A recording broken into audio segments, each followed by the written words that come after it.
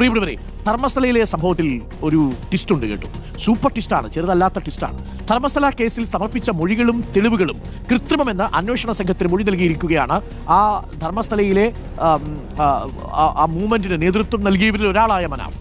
ധർമ്മസ്ഥലയിൽ ചില പ്രശ്നങ്ങളുണ്ട് എന്ന് പറഞ്ഞതും മനാഫാണ്. ഇപ്പോൾ മനാഫ് പറയുന്നു താൻ തന്നെ തെറ്റിദ്ധരിപ്പിക്കപ്പെട്ടിരിക്കുന്നു എന്നാണ്. അപ്പോൾ ഈ തെളിവുകളെല്ലാം കൃത്രിമമാണെന്ന് മനാഫ് തന്നെ സമ്മതിച്ചിരിക്കുകയാണ്. തലയോട്ടിയെടുത്തത് ശുചീകരണ തൊഴിലാളിയല്ല. വിശ്വാസത്തെ കൂട്ടാൻ ചിലർ വ്യാജ തെളിവുകൾ സൃഷ്ടിച്ചു. സുജാത ഭട്ടിന്റെ മൊഴി വിശ്വാസത്തിലെടുത്തതിൽ തനിക്ക് പിശക് പറ്റിയെന്നും മനാഫ് പറഞ്ഞു. തനിക്ക് ആരെയും സംരക്ഷിക്കാനില്ലെന്നും മനാഫ് പറഞ്ഞിട്ടുണ്ട്. കേൾക്കാം. ആരെയും ഈ വിഷയത്തിൽ കൂടെയുള്ള ആളുകൾ എന്ത് തെറ്റ് ചെയ്തിട്ടുണ്ടെങ്കിൽ എന്നെ സംബന്ധിച്ചിടത്തോളം ഞാൻ അവരെ പോലും വെറുതെ വിടൂല. നമ്മൾ കൂടെ നിന്നിട്ട് എന്തെങ്കിലും ഉടായ്പ കളിച്ച ആളുകൾ ഉണ്ട്. അപ്പൊ അങ്ങനത്തെ ആളുകളെ നമ്മൾ വെറുതെ വിടൂല, അവരെയും പുറത്തു കൊണ്ടുവരണം. നമ്മൾ ഈ അനന്യ ഭട്ടിന്റെ അമ്മ സുജാത ഭട്ടിനെ ഒരുപാട് വിശ്വസിച്ച് ഇതിന്റെ പിന്നിൽ അവരെ ഞാൻ അത് കൂടുതലൊന്നും സംസാരിച്ചില്ല. ഒന്നോ രണ്ടോ വീഡിയോയിൽ സുജാത ഭട്ടിനെ പറ്റി പറഞ്ഞിരിക്കണേ. സുജാത ഭട്ട് പറഞ്ഞതൊക്കെ കള്ളായിരുന്നു എന്നുള്ളത് ഏകദേശം മനസ്സിലായി. അപ്പൊ എന്താ പറയുക, ഇങ്ങനെ ഉണ്ടാവും ചില പോരാട്ടങ്ങൾ നടക്കുന്ന സമയത്ത് ചില ആളുകൾ വേറെ പല അജണ്ടകളും വെച്ചിട്ട് ഉണ്ടാവും.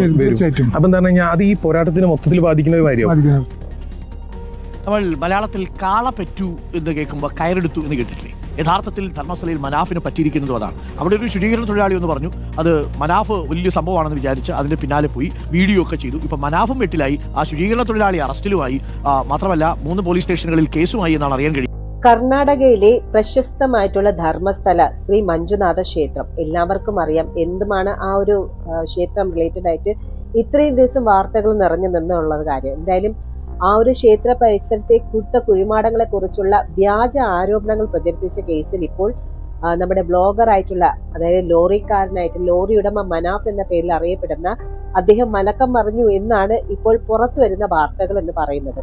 SIT നടത്തിയ 3 മണിക്കൂറിന്റെ ചോദ്യം ചെയ്യില്ല, അതായത് ഇദ്ദേഹത്തെ ചിലർ തെറ്റിദ്ധരിപ്പിച്ചു എന്നാണ് മനാഫ് പറഞ്ഞെന്ന് പറഞ്ഞ് കന്നഡ മാധ്യമങ്ങൾ റിപ്പോർട്ട് ചെയ്യുന്നത്.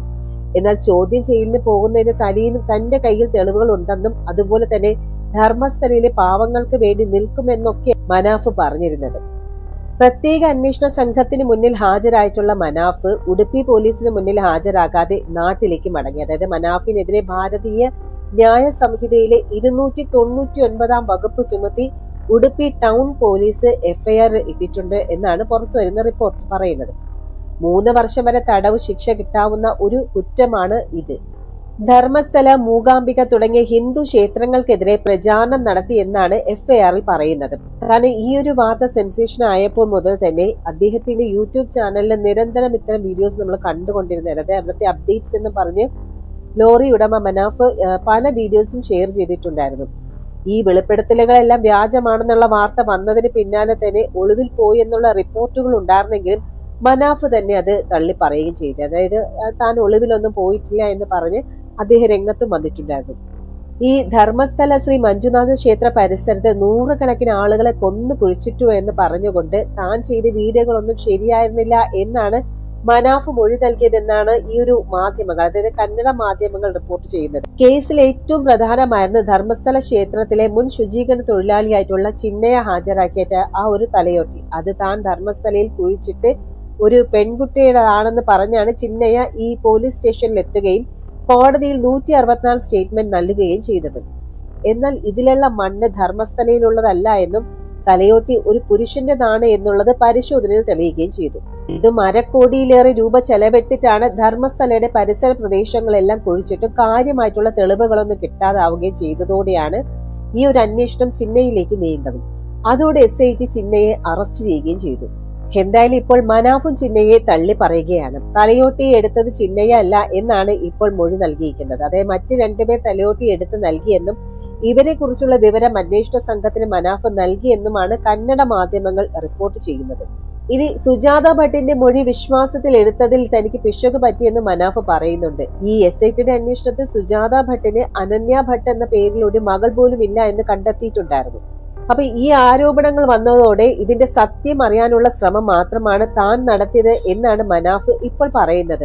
ജീവന് ഭീഷണി ഉണ്ടെന്നും പോലീസ് സുരക്ഷ വേണമെന്നും ആവശ്യപ്പെട്ട് കോഴിക്കോട് പോലീസ് കമ്മീഷണറെ കണ്ടെന്നും മനാഫ് പറഞ്ഞിട്ടുണ്ടായിരുന്നു.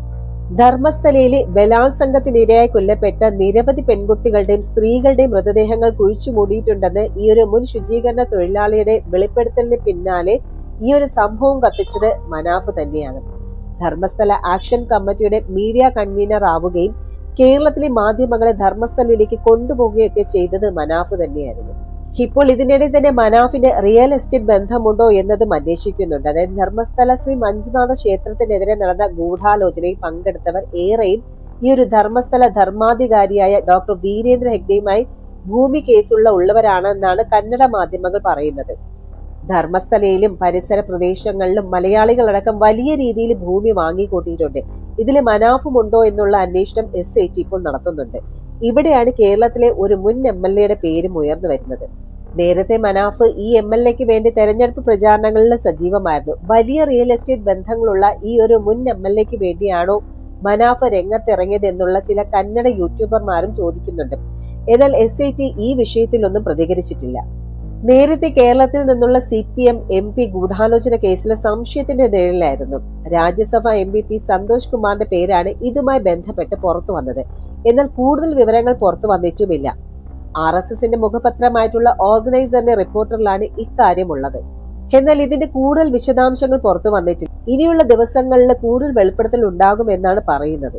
അതിനിടെ തന്നെ ധർമ്മസ്ഥല വ്യാജ പ്രചരണ കേസിലെ NIA അന്വേഷണം ആവശ്യപ്പെട്ട് മതനേതാക്കൾ ഡൽഹിയിൽ കേന്ദ്ര ആഭ്യന്തര മന്ത്രിയായ അമിത് ഷായും കണ്ടിരുന്നു. സനാതൻ സന്ത് നിയോഗത്തിന്റെ നേതൃത്വത്തിൽ കർണാടകയിലെ വിവിധ ആശ്രമങ്ങളിലെ മഠാധിപതികളാണ് ഡൽഹിയിലെ കേന്ദ്ര ആഭ്യന്തര മന്ത്രിയായിട്ടുള്ള അമിത് ഷായെ കണ്ട് ധർമ്മസ്ഥല കേസ് NIA അന്വേഷിക്കണമെന്നുള്ള ആവശ്യപ്പെട്ടത്. എല്ലാ സംഭവ വികാസങ്ങളും സൂക്ഷ്മമായി നിരീക്ഷിക്കുന്നുണ്ടെന്നും മന്ത്രിസഭാ യോഗത്തിന് ശേഷം തീരുമാനമെടുക്കുമെന്നും അമിത് ഷാ പ്രതിനിധി സംഘത്തിന് ഉറപ്പ് നൽകിയെന്നാണ് പുറത്തുവരുന്ന റിപ്പോർട്ടുകൾ.